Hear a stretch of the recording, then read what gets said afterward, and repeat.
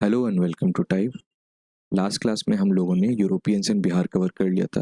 हमने देखा था कि कैसे कैसे और कब अलग अलग यूरोपियन पावर बिहार के अंदर आए थे, फैक्ट्री कहाँ पे इस्टेब्लिश कर किया था उन्होंने, और कौन सी चीज़ में ट्रेड करते थे, की लोकेशन कुछ देखे थे उनके। ठीक है, आज की क्लास में हम देखने वाले हैं सिविल अपराइजिंग्स, मतलब सिविल रिवोल्ट जो भी हुए बिहार के अंदर, कौन से एरिया में हुए, रीज़न क्या था। तो पहले तो सिविल रिवोल्ट का मतलब क्या है। जैसे हम आम आदमी हैं, आम आदमी किसी चीज़ से परेशान होकर के सरकार के खिलाफ आवाज़ उठाता है, या रूलिंग सोसाइटी जो रूलिंग क्लास है उसके अगेंस्ट अपने आवाज़ बुलंद करता है, तो उसे बोलते हैं सिविल रिवोल्ट। आम आदमी करता है ये। अगर यही काम कोई फार्मर या पीजेंट या ये लोग कर रहे हैं जो वर्किंग क्लास है, लैंड से एसोसिएटेड है, वो कर रहे हैं, तो उसे हम पीजेंट अपराइजिंग बोलेंगे।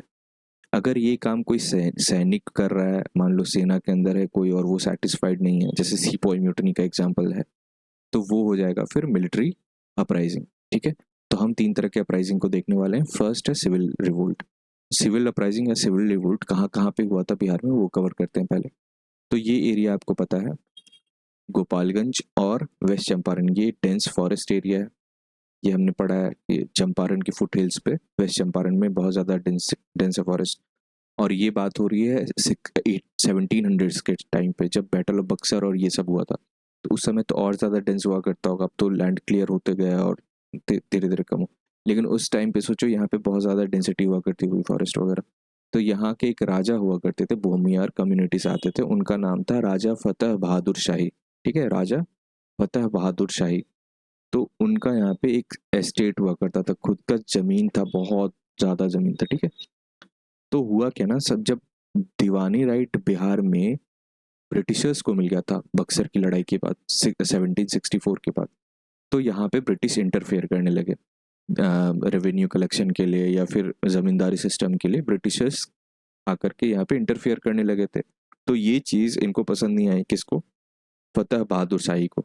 तो हम पहले नोट कर लेते हैं कुछ कुछ इंपॉर्टेंट पॉइंट्स, जैसे कि राजा जो थे यहाँ पे फतेह बहादुर शाही। तो ये किस चीज़ से खफा थे? पहले तो दीवानी राइट्स चली गई थी इनकी, दीवानी राइट्स और ज़मींदारी सक्सेशन जो होता था, उन उन सबको ब्रिटिश ने इनसे ज़्यादा इंटरफेयर करके कोशिश किया कि छीन ले। ठीक है, due to interference of Britishers, interference of Britishers after battle of Buxar 1764 में जो हुआ था। तो जब ये होने लगा तो इन्हें बहुत परेशानी हो रही थी, क्योंकि पूरा का पूरा इनका साम्राज्य हुआ करता था वो। ठीक है, इस एरिया में, इस एरिया को कहते क्या है?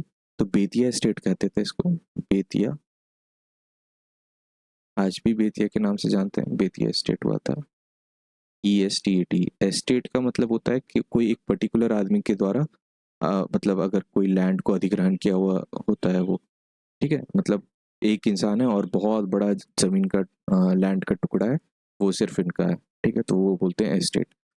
तो राजा का नाम याद रखो, फिर ये याद रखो क्यों हुआ था। और ये बहुत टाइम तक चला था, स्टार्ट तो 1765 में हो गया था, लेकिन ये करीब करीब 20 ईयर्स तक चला था। और ये इसका नेचर क्या था, तो ये लोग एक्चुअली जंगल का एरिया था ना, तो ये लोग गुरिल्ला वारफेयर प्रैक्टिस करते थे। गुरिल्ला वारफेयर क्या होता है? मतलब छिप करके अटैक करना दुश्मन पे।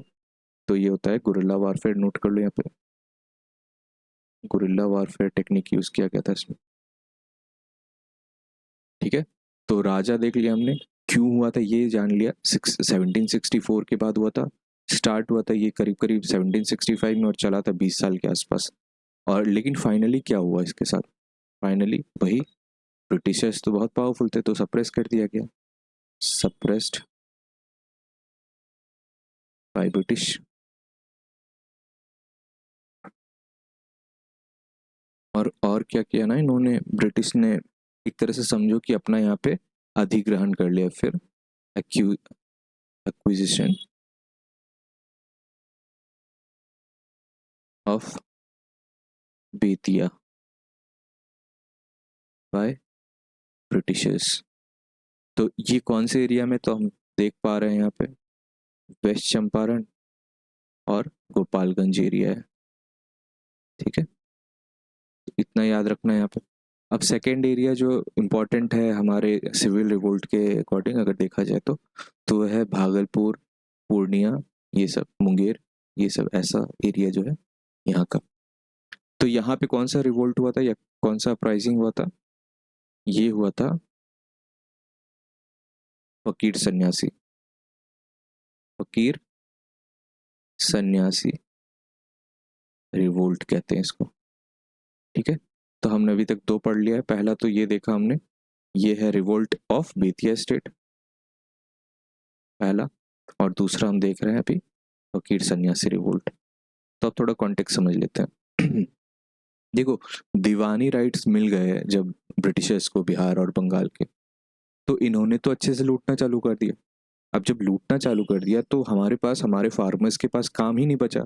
मतलब इतना टैक्स कौन पे करेगा, टैक्स ही नहीं है हमारे पास देने के लिए। तो लोग सोचते थे इतनी मजदूरी भी करो और कुछ बचे भी ना, इससे अच्छा है कि छोड़ो और फकीर ही बन जाते हैं। तो फकीर बन गए लोग, फकीर यानी कि मुस्लिम वाले फकीर बन गए, और जो हिंदू पीजेंट हुआ करते थे वो लोग सन्यासी बन गए। और इनको कौन, मतलब ये अलग अलग राजा उस समय जो होते थे उनके दरबार में जाकर के ऐसे ही बैठते थे या फिर एंटरटेन करते थे, या अपना कीर्तन और ये वो जो होता था वो सब होता था। बट हुआ क्या कि अंग्रेजों को ये भी रास नहीं आ रहा था, मतलब ये क्यों घूमते रहते हैं, ये क्यों भटक रहे हैं और ये क्यों बाकियों को इन्फ्लुएंस कर रहे हैं, तो उनसे ये देखा नहीं जा रहा था। तो इन लोगों ने पहले तो आप देख लो कि 1764 रीजन देख लेते हैं बेसिकली हम यहाँ पे पहले, कि हैवी टैक्सेशन हुआ था, हैवी टैक्सेशन जिसकी वजह से लोग क्या बन रहे थे, फकीर और सन्यासी बन रहे थे, ठीक है। सेकेंड चीज कि इन पे रोक लगा दिया गया, किन पे? अब ये साधु संत बन गए बेचारे, लेकिन बोलते थे वो कि अब आपको इधर उधर कुछ करना नहीं, किसी से बात नहीं करना है, और आप दूसरों को इन्फ्लुएंस मत करो, दूसरों को भड़काओ मत ब्रिटिशर्स के खिलाफ।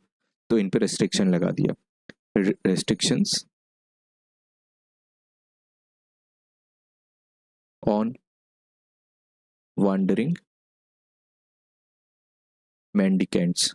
मतलब क्या मेंडिकेंट्स का मतलब? मेंडिकेंट्स का मतलब यही जो फकीर वगैरह होते हैं। अब आप ना तो इधर का छोड़ रहे हो ना उधर का छोड़ रहे हो, तो लोग करेंगे क्या? तो इन्होंने एक रिवोल्ट छेड़ दिया ब्रिटिश एम्पायर के अगेंस्ट। इन्होंने छोड़ा था, मतलब किनका, इनमें लीडर कौन थे वो एक एक्चुअली मैं बताना चाह रहा हूँ, लीडर कौन थे यहाँ पे। तो लीडर आप यहाँ नोट कर लो, लीडर्स मजनू शाह, भवानी पाठक, और एक और है जिनका नाम मूसा शाह। तो मजनू शाह और मूसा शाह एक साथ लिख लो, मूसा शाह, और एक भवानी पाठक भी है, यानी कि विमेन पार्टिसिपेशन भी था यहाँ पे, भवानी पाठक।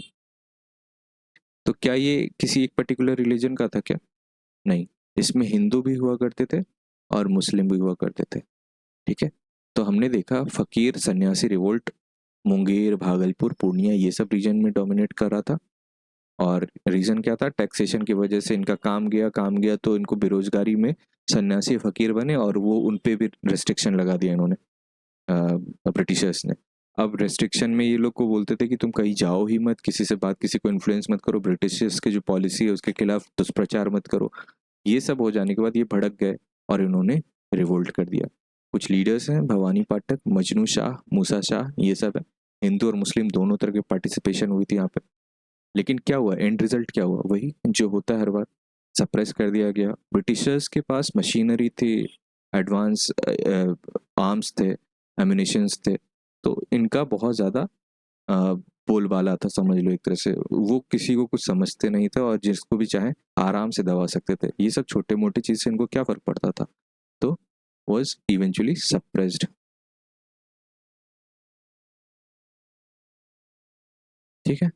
तो हमने दो रिवोल्ट्स देखे और दो इम्पॉर्टेंट सिविल अपराइजिंग भी बोलते हैं इनको, तो ये हमने देख लिया। आई होप आपको समझ में आई होंगी चीज़ें, और अगली क्लास में हम पीजेंट रिवोल्ट भी देखेंगे। Thank you.